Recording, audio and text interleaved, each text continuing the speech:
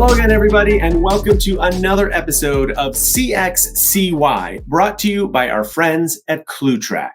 My name is Dan Gingiss, the Experience Maker, and I am excited to once again dive deep into an industry to learn about the positive and negative impacts on customer experience. Now, even if you don't work in this industry, I promise that we will have takeaways for you that you can apply to your own business. I'm a big believer that we can all learn from industries outside of our area of expertise. Speaking of experts, we always like to make sure that we bring in an expert on the particular industry to share with you their insights and we can learn from them. So today I am super excited to introduce you to Charlotte Prescott. Charlotte is the Director of Spa and Fitness at Fisher Island Club in Miami Beach and also a member of the Board of Directors of the International Spa Association. Charlotte, welcome to the program. Thank you so much for having me. Excited to be here today. Well, it is our honor and pleasure to have you. Would you mind telling the audience a little bit about you and your background in the spa industry? Sure. I've been in the spa industry for over 20 years. I got the bite for the industry from my family. I have a mom and an aunt and a grandmother that were all in spa or salon in some capacity. And despite me thinking I was going to take a different path, I landed here, and apart from a 1-year hiatus, have never left the industry. So truly love it. I've been in spa management for about 15 years. And prior to that, I was on the vendor side of the industry. So I've been fortunate to have many different wonderful experiences in the industry. It keeps evolving. It keeps growing. Awesome. So you've seen it from all angles, which is why you're here, because we're going to lean on you for your expertise in this particular industry. So today we are going to go over the statistics from the spa industry after looking at 7,000 customer reviews online and analyzing what things cause people to leave either positive or negative reviews about their spa experience. Just to give you an idea, when we looked at these reviews, what we saw was about 55% of them came from either massage or hair color treatments, although some also came from hair spa, tan removal, manicures, and pedicures. So this is just to give you an idea of what we're looking at here, mostly massage and hair coloring, but obviously some other spa treatments were included as well. Now, Charlotte, we always like to start off with just a little bit of a quiz. This isn't a terribly hard quiz. In fact, we've tried to make it easier than in previous times. We are looking for the top 3 drivers of customer delight when they visit the spa. We've given you 4 choices and they are in alphabetical order. So all you have to do is eliminate one of them and you're going to have the top 3. But I would love if you might just give us some insight as you look at these 4 choices of kind of what goes through your head in terms of potential importance for a positive experience. So to eliminate one of these is going to be really difficult because obviously being a spa operator, I think they're all important. But I definitely believe that the service quality and the experience and the staff skill set are going to be the most important. And what about your experience tells you that? So I'm putting my global hat on, right? And there are all different kinds of spas and salons. And as the industry has evolved so much, we have a lot of operations that are about express services. So in and out. If we were purely talking about luxury operations, I would say ambiance and environment would be equally as important. But if we're looking at urban city environments where it's about getting the quality experience and the appropriate skill set, I think, again, putting that global hat on, I think those other 3 are going to have to be the top 3, in my opinion. All right. Fair enough. Fair enough. Well, this was a little bit of a tricky one. As I was looking at it, even salon experience, service quality, they're very related.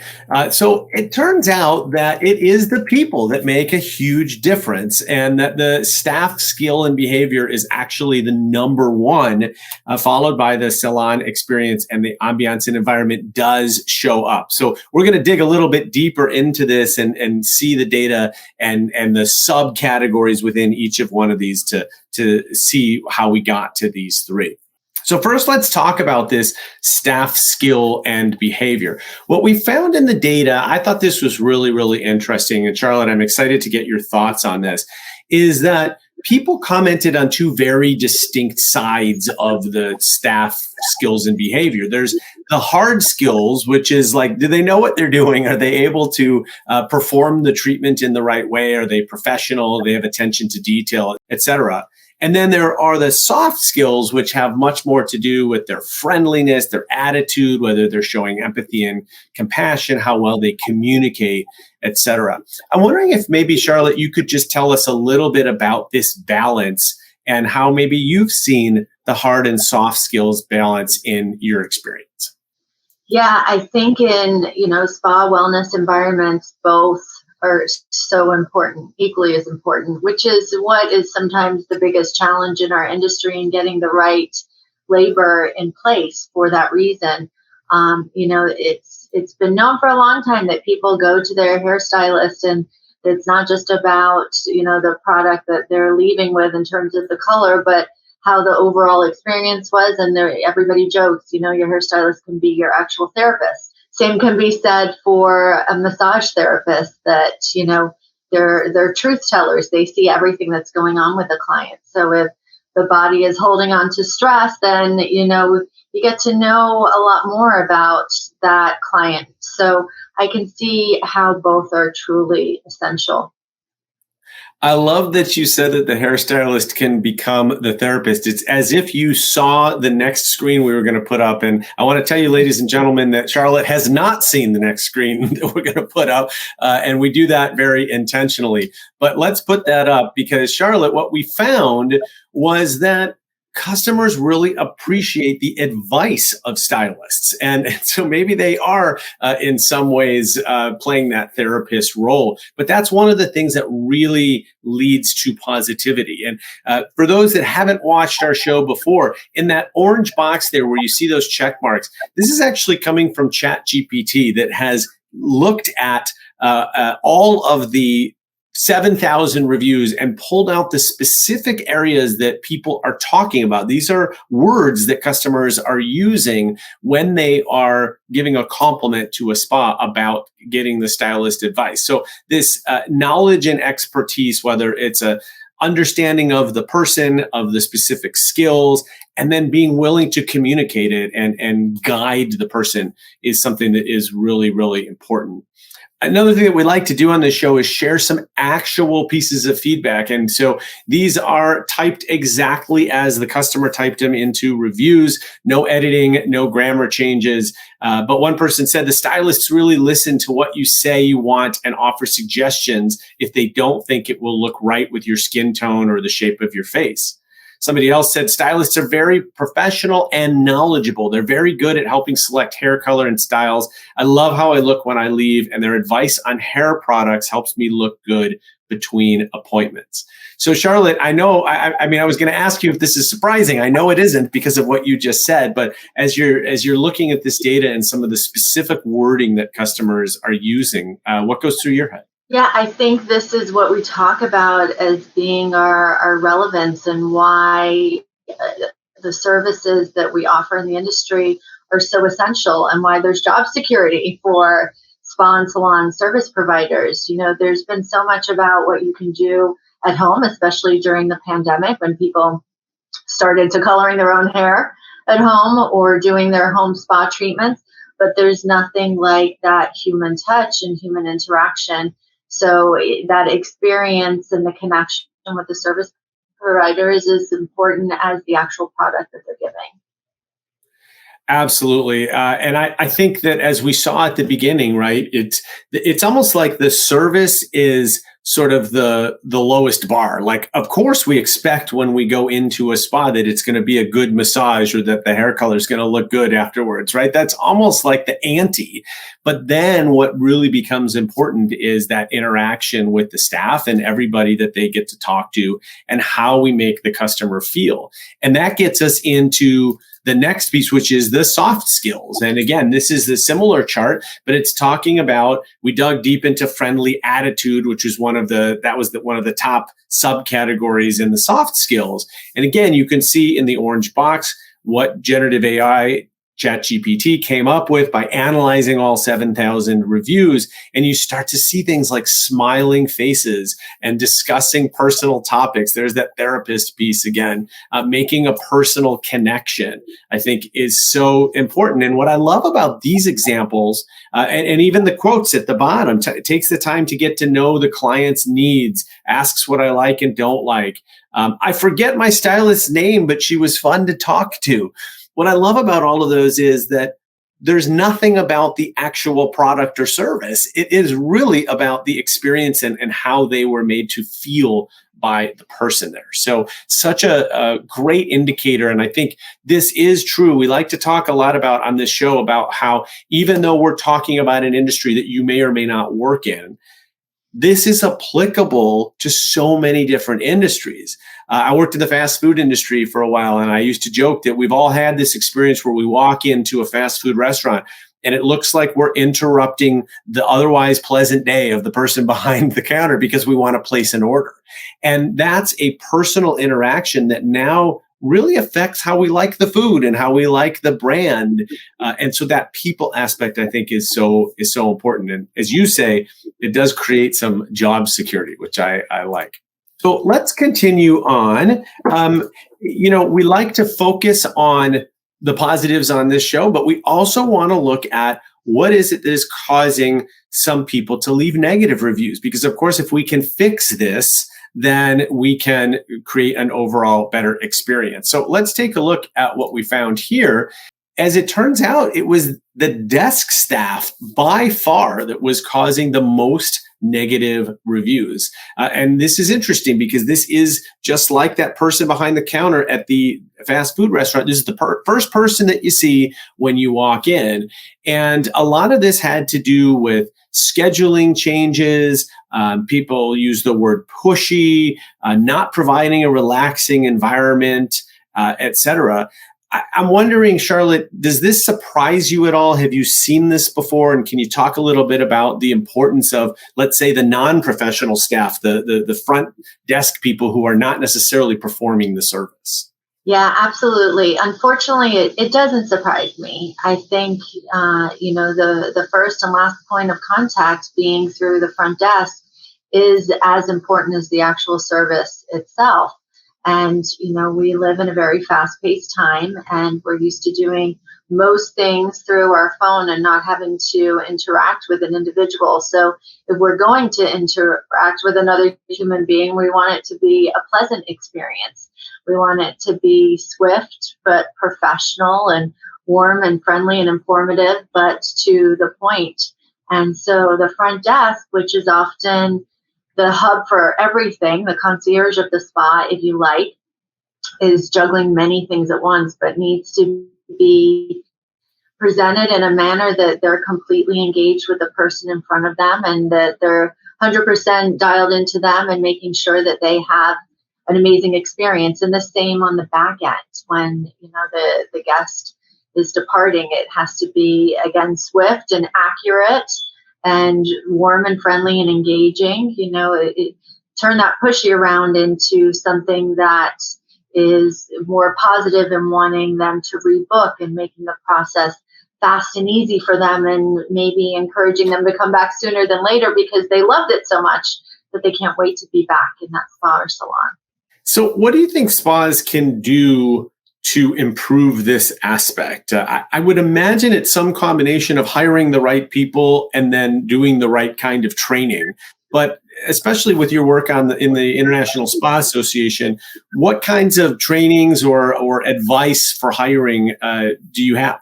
Yeah, so we talk a lot about hiring slow and finding the right people. In any customer service, hospitality position, I believe you really have to have a passion for service. And if you do, it translates naturally and you enjoy your job. If it's just a job, service and hospitality tends to be one of the harder ones. And I let a lot of my candidates know that, if you're just looking for a job, there's going to be easier ones because this isn't going to be just a job that gets you through school. The people business is serious business, and it can be a lot of work, but it can also be incredibly rewarding. So I think finding the right candidate for somebody who's connected and passionate, engaged, who loves what we do, who is personally connected with it, because then you can translate authentically to the guests. I do think some of the perks in our industry, having the experiential training, getting to experience what our guests do, that's a really nice perk. And working in a spa and salon and being right on top of all the industry trends, because everything is moving very quickly, can be super exciting. But you've got to look for that interest in a candidate to begin with. Yeah, I totally agree. Customer service, or this service mentality, is really hard to teach. It's not so hard to teach somebody how to be in the salon industry, or how to be in the fast food industry, or how to be in the retail industry.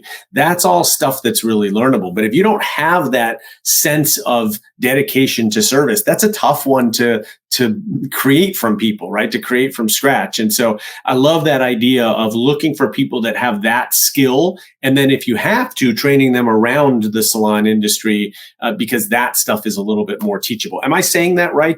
I don't want to just assume that's right, but do you agree with that? Yes, I 100% agree with that. Okay, yes.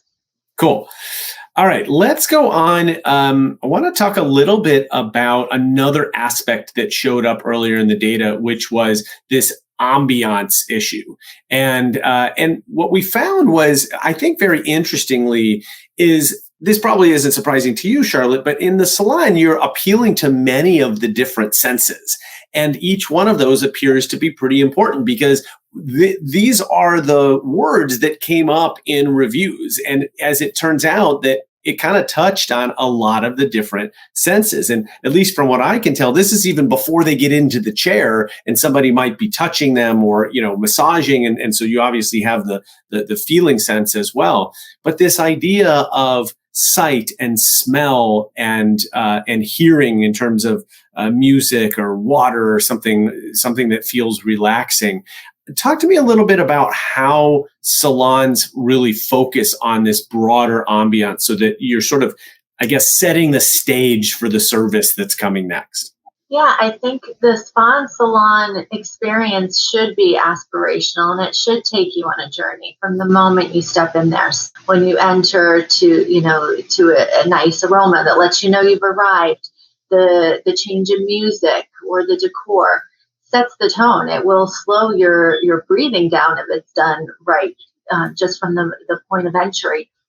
And so the client becomes differently. So talking about, that fast-paced environment that we're all running through, if you walk into a spa and you've got that sense of arrival, then your customer is probably going to be different with their engagement with the front desk employees, and probably be a little bit more patient themselves. So it can really set the tone for what their expectations are and helping them transition into that state of mind.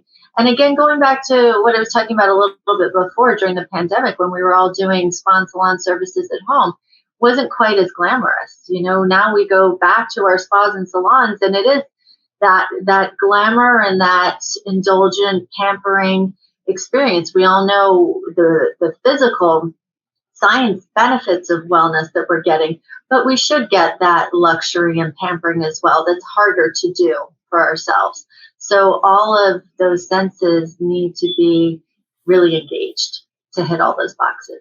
All right, awesome. So we know what is causing a positive experience at a salon. We also know the desk staff. We need to do a little bit more on the training aspect. There were two other things that came up as being potential pain points for people, and I want to just chat about them briefly. The first was about time. And we know, especially post-pandemic, how we value our time. And so there were some issues that came up around waiting time, about the flexibility of scheduling. And again, you can see the Chat GPT words that came up, punctuality, time management, lack of communication, et cetera. How important do you find this idea of time to be, and how do we train appropriately so that our staff values customers' time? Wow, loaded question. Yes, it's so important. I think more important than ever. We all know that our greatest resource is time, and we get many different options in how we choose to spend that time. So it's a privilege if a guest or a customer chooses to spend it with us in our spas and salons. And again, I think that goes back to training and the front desk understanding that privilege and respecting it, not taking it lightly, and relating it to them as well. Because, we all have choices in how we spend our time, not just our money, and we want to feel valued. So I think that is a key component of customer service training. Well, it probably won't surprise you then that the second piece in terms of resources has to do with money and has to do with pricing. And again, I think this comes into two different places. It's about the actual cost and also how it relates to the value, right? Because oftentimes customers are willing to pay up for a more exclusive experience or a more pampered experience, et cetera. But when they pay up, they expect the value to be there. So again, how do you think about this as you are pricing certain services and maybe including add-ons or not? How do you think about this idea of price versus value? So I believe that they do go hand in hand. As operators, I think most of us do price comparables every year with, our competitive set to see what is the going price for services in the market and where we position ourselves if we're going to be on the higher end.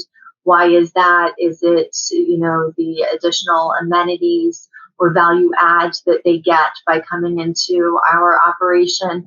And then, of course, the importance in that example will be communicating that, being transparent with the consumer upfront, managing the expectations. With my front desk team, I express the importance of consistency, particularly with salon services where there can be variables depending on the length of the hair, the type of hair, the service they're having, and making important notes in our customer profiles so that we've got a history to refer back to so that we are consistent in how we're charging them. And if there's going to be a change, that we address it. Often if we've misquoted something, we will own that at time of checkout and let the customer know why, and then be clear on what to expect for the next time. Because I think the transparency is what the consumer is looking for, and the whys. When you explain, like you said, value for money, most customers are very comfortable with paying the services if they have an understanding of what they're paying for. All right. We always like to finish with some takeaways that apply to every industry. So here's what we've learned in the spa and salon industry, looking at ClueTrack's data that we think can apply to everybody watching, no matter what industry you're in. The first is that staff skill and expertise. The staff that are in front of customers have got to be smiling and welcoming, making customers feel comfortable. Otherwise, everybody gets off on the wrong foot and the rest of the experience gets affected. So investing in the right kind of hiring and training is so important. Number two, flexible booking options can significantly enhance the CX. What we mean here is be aware of people's time. Understand that they value their time, and so should you. The third is transparent pricing. It's okay if prices have to go up, but we want to explain it to people. We don't want it to be a negative surprise, and we want people to understand the pricing so that they see the value as well. Charlotte, are these reasonable takeaways and things that you think apply certainly to the spa industry, if not beyond? Definitely. I think they're spot on. Awesome. Well, Charlotte, I cannot thank you enough for being here today. I know I've learned a lot, as I do in every episode. I come at this from a general customer experience perspective, but I love diving deep into different industries, especially with experts like yourself. So thank you so much for being here. Thank you so much for the opportunity. I enjoyed it, and some good refreshers. That was Charlotte Prescott. She's the director of spa and fitness at the Fisher Island Club in Miami Beach, Florida, as well as on the board of directors of the International Spa Association. For our friends at ClueTrack, I am Dan Gingiss, the Experience Maker. I hope you'll join us again for the next episode of CXCY, where we'll dive deep into yet another industry to figure out what makes the customer experience tick.